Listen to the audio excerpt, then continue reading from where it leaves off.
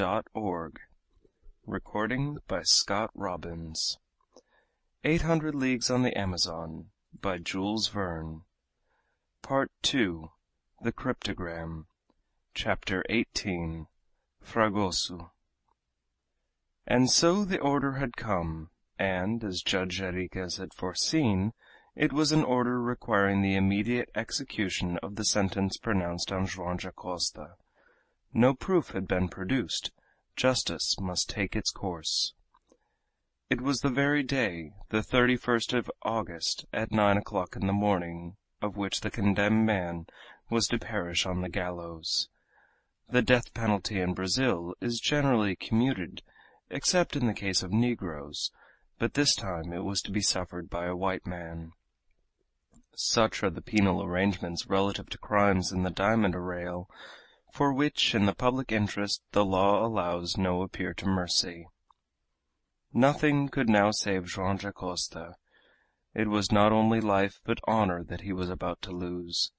But on the 31st of August, a man was approaching Manaus with all the speed his horse was capable of, and such had been the pace at which he had come that half a mile from the town the gallant creature fell, incapable of carrying him any further.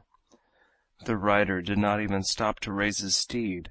Evidently he had asked and obtained from it all that was possible, and, despite the state of exhaustion in which he found himself, he rushed off in the direction of the city. The man came from the eastern provinces, and had followed the left bank of the river. All his means had gone in the purchase of this horse, which, swifter than any pirogue on the Amazon, had brought him to Manaus. It was Fragoso. Had, then, the brave fellow succeeded in the enterprise of which he had spoken to nobody? Had he found the party to which Torres belonged? Had he discovered some secret which would yet save Joam Dacosta? He hardly knew, but in any case he was in great haste to acquaint Judge Enriquez with what he had ascertained during his short excursion. And this is what had happened. Fragoso had made no mistake when he recognized Torres as one of the captains of the party which was employed in the river provinces of the Madeira. He set out, and on reaching the mouth of that tributary, he learned that the chief of these Capitaes do Mato was then in the neighborhood. Without losing a minute, Fragoso started on the search, and, not without difficulty, succeeded in meeting him. To Fragoso's questions, the chief of the party had no hesitation in replying. He had no interest in keeping silence with regard to the few simple matters on which he was interrogated. In fact, 3 questions only of importance were asked him by Fragoso, and these were: "Did not a captain of the woods named Torres belong to your party a few months ago?" "Yes." "And at that time had he not one intimate friend among his companions who has recently died?" "Just so." "And the name of that friend was Ortega." This was all that Fragoso had learned. Was this information of a kind to modify Dacosta's position? It was hardly likely. When Fragoso saw this, and pressed the chief of the band to tell him what he knew of this Ortega, of the place where he had come from, and of his antecedents generally, such information would have been of great importance if Ortega, as Torres had declared, was the true author of the crime of Tijuco.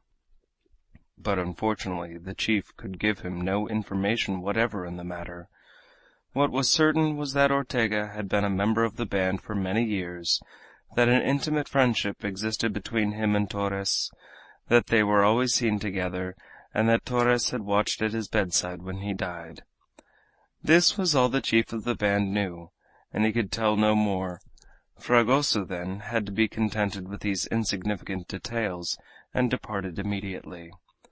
But if the devoted fellow had not brought back the proof that Ortega was the author of the crime of Tijuco, he had gained one thing, and that was the knowledge that Torres had told the truth when he affirmed that one of his comrades in the band had died, and that he had been present during his last moments.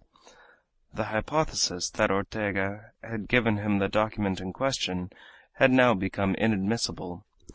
Nothing was more probable than that this document had reference to the crime of which Ortega was really the author, and that it contained the confession of the culprit, accompanied by circumstances which permitted of no doubt as to its truth.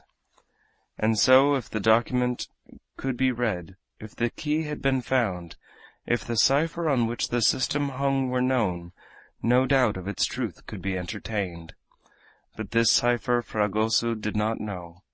A few more presumptions, a half-certainty that the adventurer had invented nothing, certain circumstances tending to prove that the secret of the matter was contained in the document, and that was all that the gallant fellow brought back from his visit to the chief of the gang of which Torres had been a member.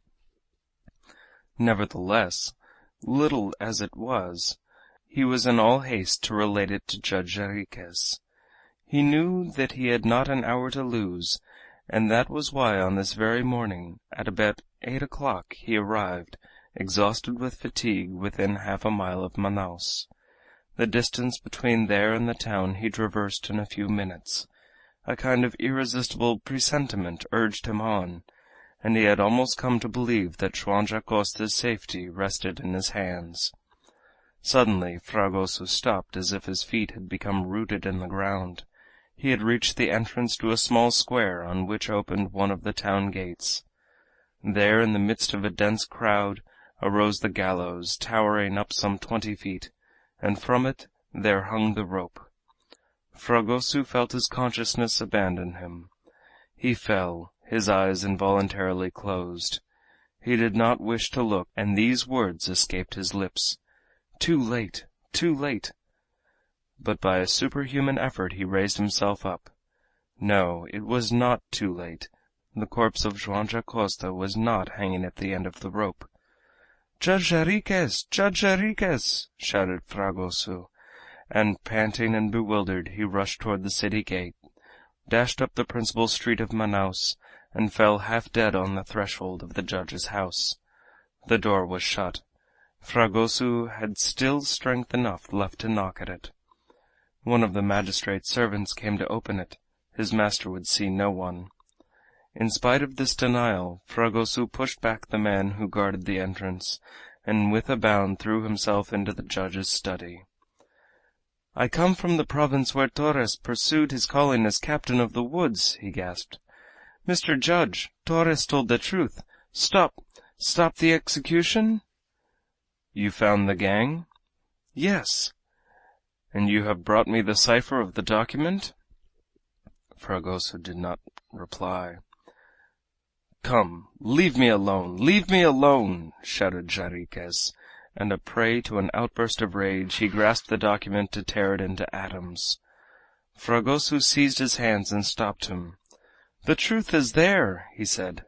"I know," answered Jarriquez, "but it is a truth which will never see the light." "It will appear. It must. It must." "Once more, have you the cipher?" "No," replied Fragoso. "But, I repeat, Torres has not lied. One of his companions, with whom he was very intimate, died a few months ago, and there could be no doubt but that this man gave him the document he came to sell to Joam Dacosta." "No," answered Jarriquez. "No, there is no doubt about it, as far as we are concerned. But that is not enough for those who dispose of the doomed man's life. Leave me." Fragoso, repulsed, would not quit the spot. Again he threw himself at the judge's feet. "Joam Dacosta is innocent!" he cried. "You will not leave him to die? It was not he who committed the crime of Tijuco.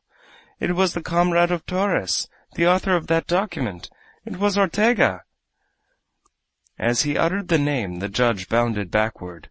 A kind of calm swiftly succeeded to the tempest which raged within him. He dropped the document from his clenched hand, smoothed it out on the table, sat down, and passing a hand over his eyes, "That name?" he said. "Ortega? Let us see." And then he proceeded with the new name brought back by Fragoso, as he had done with the other name so vainly tried by himself. After placing it above the first 6 letters of the paragraph, he obtained the following formula: Ortega Phyjsl. "Nothing," he said. "That gives us nothing." And in fact the H placed under the R could not be expressed by a cipher, for in alphabetical order this letter occupies an earlier position to that of the R. The P, the Y, the J, arranged beneath the letters OTE, disclosed the cipher 145, but as for the S and the L at the end of the word, the interval which separated them from the G and the A was a dozen letters, and hence impossible to express by a single cipher, so that they corresponded to neither G nor A. And here appalling shouts arose in the streets. They were the cries of despair. Fragoso jumped to one of the windows and opened it before the judge can hinder him. The people filled the road. The hour had come at which the doomed man was to start from the prison, and the crowd was flowing back to the spot where the gallows had been erected. Judge Enriquez, quite frightful to look upon, devoured the lines of the document with a fixed stare. "The last letters," he muttered. "Let us try once more the last letters." It was the last hope. And then, with a hand whose agitation nearly prevented him from writing at all, he placed the name of Ortega over the last 6 letters of the paragraph, as he had done over the first. An exclamation immediately escaped him. He saw, at first glance, that the last 6 letters were inferior in alphabetical order to those which composed Ortega's name, and that consequently they might yield the number. And when he reduced the formula, reckoning each later letter from the earlier letter of the word, he obtained Ortega 432513 SUVJHD. The number thus disclosed was 432513. But was this number that which had been used in the document? Was it not as erroneous as those he had previously tried? At this moment the shouts below redoubled, shouts of pity which betrayed the sympathy of the excited crowd. A few minutes more were all that the doomed man had to live. Fragoso, maddened with grief, darted from the room. He wished to see for the last time his benefactor, who was on the road to death. He longed to throw himself before the mournful procession and stop it, shouting, "Do not kill this just man! Do not kill him!" But already Judge Enriquez had placed the given number above the first letters of the paragraph, repeating them as often as was necessary, as follows: 432513, 432513, 432513, 432513, PHYJSLYDDQ FDZXGASGZZQQEH. And then, reckoning the true letters according to their alphabetical order, he read, "Le véritable auteur du vol de—" A yell of delight escaped him. This number, 432513, was the number sought for so long. The name of Ortega had enabled him to discover it. At length he held the key of the document, which would incontestably prove the innocence of Joam Dacosta, and without reading any more he flew from his study into the street, shouting, "Halt! Halt!" to cleave the crowd which opened as he ran, to dash to the prison, whence the convict was coming at the last moment, with his wife and children clinging to him with the violence of despair, was but the work of a minute for Judge Enriquez. Stopping before Joam Dacosta, he could not speak for a second, and then these words escaped his lips: "Innocent! Innocent!" End of chapter 18. Fragoso.